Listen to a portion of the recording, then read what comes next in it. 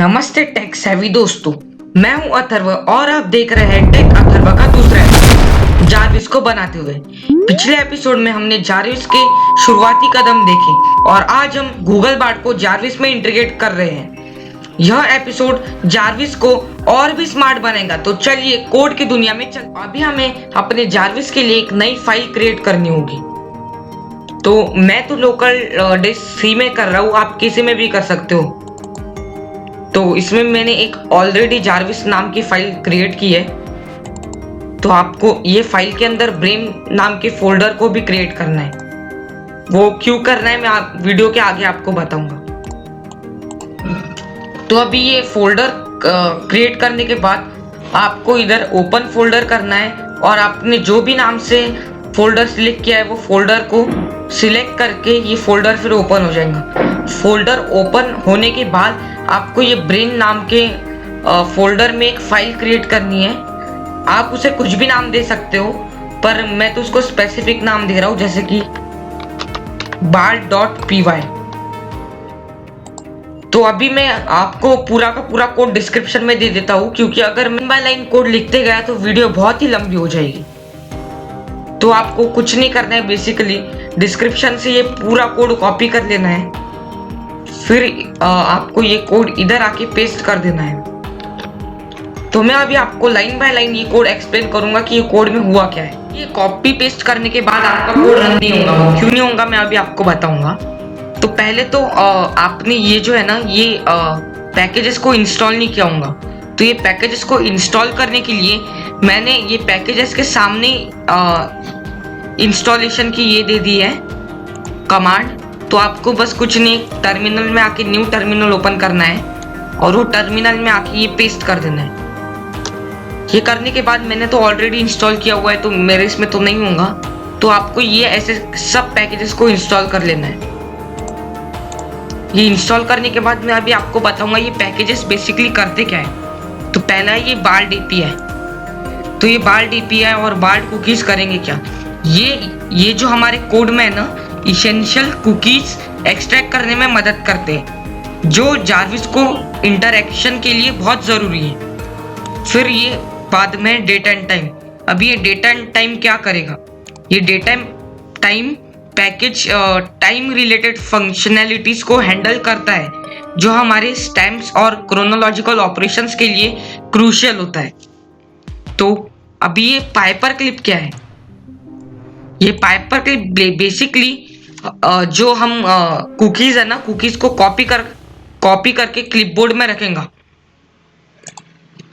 और ये बहुत इंपॉर्टेंट है हमारे कुकीज को स्क्रैप करने के लिए गूगल बार्ड से, क्योंकि गूगल बार्ड में कोई एपीआई तो नहीं होता है, तो इसलिए हमें कुकीज को स्क्रैप करना होता है। तो अभी ये पाई ऑटो जीयूआई क्या है, पाई ऑटो जीयूआई स्क्रीन ऑटोमेशन के लिए यूज होता है, जो जारविस के एक्शंस को कंट्रोल करने में मदद करता है।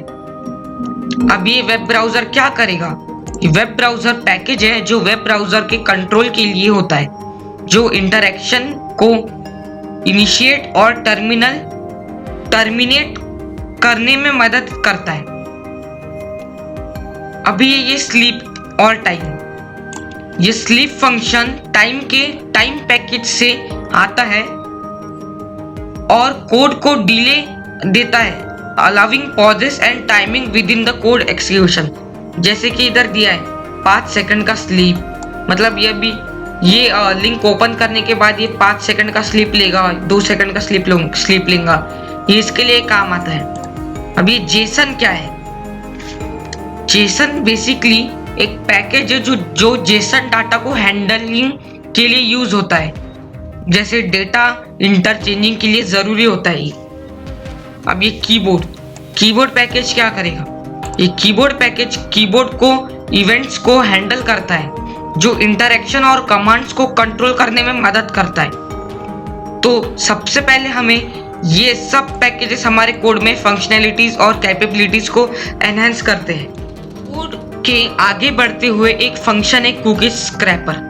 अब ये बेसिकली करता क्या है, इसमें गूगल बार्ड से एसेंशियल कुकीज एक्सट्रैक्ट किए जाते हैं, फिर हम गूगल बार्ड को इनिशियलाइज करते हैं, जो बार्ड कुकीज को ऑब्जेक्ट है और कुकीज वेरीफाई करते हैं। तो गाइस अभी हमने समझ तो लिया कि ये कोड करेगा क्या, पर मैं अभी आपको एक लाइन बाय लाइन एक्सप्लेनेशन दूंगा कि ये कोड में होने क्या वाला है। तो सबसे पहले ये कोड समझने से भी पहले हमें अपना ब्राउज़र खोलना है। फिर ब्राउज़र में खोलने के बाद आपको एक्सटेंशंस में एडिट दिस कुकी नाम का एक्सटेंशन इंस्टॉल करना है। वो क्यों करना है मैं आपको बाद में बताऊंगा। तो ये करने के बाद भी जैसे मैंने आपको बताया था कि PyAutoGUI करेगा क्या, तो बेसिकली मैं आपको सिंपल वर्ड्स में कहूँगा PyAutoGUI करेगा क्या। अभी मैंने इसको स्क्रीन में के एक्स एक्सिस और वाई एक्सिस की लोकेशन दी है, जैसे 12, 46 और 54 ये यहाँ पे आएगी। तो ये क्या करेगा, यहाँ पे क्लिक कर देगा PyAutoGUI की मदद से जो हमने इंस्टॉल किया था, इसकी वजह से ये स्क्रीन पे इधर क्लिक कर देगा। और बेसिकली ये करेगा क्या, अभी मैं अभी कोड रन करके बताता हूँ। ये मैंने कोड अभी रन किया।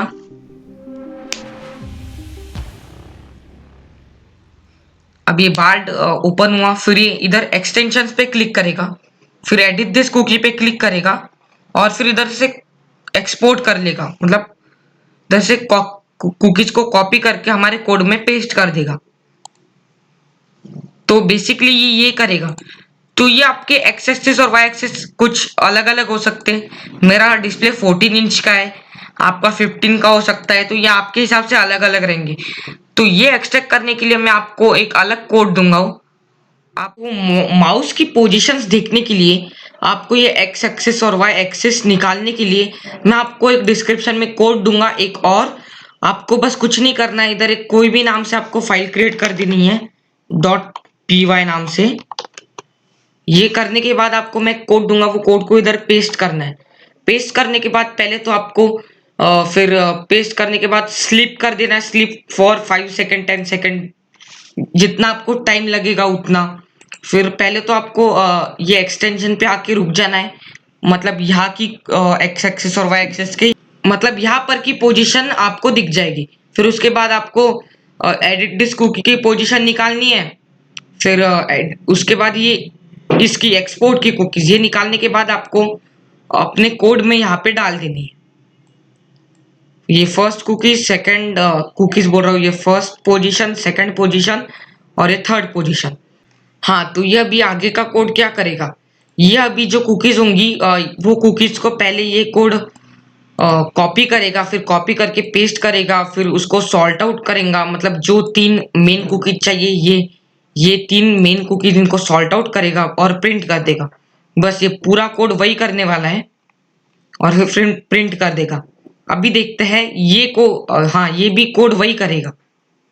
ये कोड क्या करेगा, अभी अगर हमारे कुकीज सही है, मतलब कुकीज वेरीफाई हो गए, तो फिर ये प्रिंट होगा, अगर नहीं हुए तो ये प्रिंट होगा। कोड का अगला हिस्सा स्प्लिट एंड सेव पैराग्राफ्स।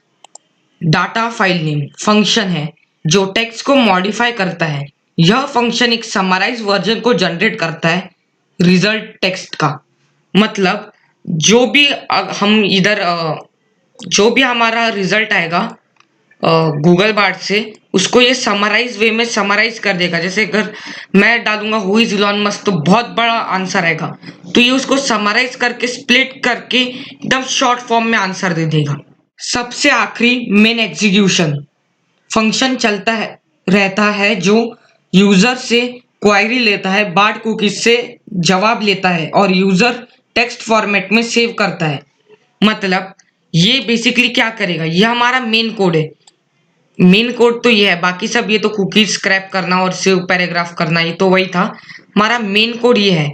ये कोड करेगा क्या, ये कोड हमें क्वायरी पूछेगा, फिर वो क्वायरी गूगल बार्ड में देगा, फिर गूगल बार्ड से जो रिप्लाई आएगा वो रिप्लाई इधर प्रिंट होगा और फिर वो सब एक डाटा बेस नाम के फाइल में सेव होगा। हम जो भी गूगल बार्ड की हिस्ट्री रहेगी वो एक डाटाबेस नाम के फाइल में सेव होगा। तो उसके लिए हमें एक इधर फाइल क्रिएट करनी होगी डाटाबेस नाम से। मैं डाटाबेस नाम से कर रहा हूँ, आप कोई भी नाम से कर सकते हो, बस आपको फिर इधर आके चेंज कर देना होगा आपको जो नाम से चाहिए। हाँ तो गाइज, अभी हम हमारे वीडियो के कंक्लूजन में आ गए। यह कोड जार्विस के क्रिएशन प्रोसेस में एक इम्पॉर्टेंट हिस्सा है, इसीलिए हर लाइन को समझना जरूरी है ताकि आप जार्विस के क्रिएशन के प्रोसेस को समझ सके। तो दोस्तों आज के एपिसोड में हमने देखा कि कैसे हम शुरुआत करते हैं जार्विस के क्रिएशन के प्रोसेस से। जार्विस को बनाने के लिए हमने कुछ कदम उठाए। नेक्स्ट एपिसोड में हम इस सफर को और भी इंटरेस्टिंग बनाएंगे। अगले एपिसोड देखने के लिए हमारे चैनल को सब्सक्राइब कीजिए और बेल आइकन को दबाइए। हम अगले एपिसोड में चैट जीपीटी को जार्विस के साथ इंटीग्रेट करके एक और एक्साइटिंग चैप्टर शुरू करने वाले हैं। टेक अथर्व पर हम आपको टेक के साथ ले जाते रहेंगे और आपको टेक जर्नी को और भी इंटरेक्टिव बनाते रहेंगे। Stay tuned and happy taking.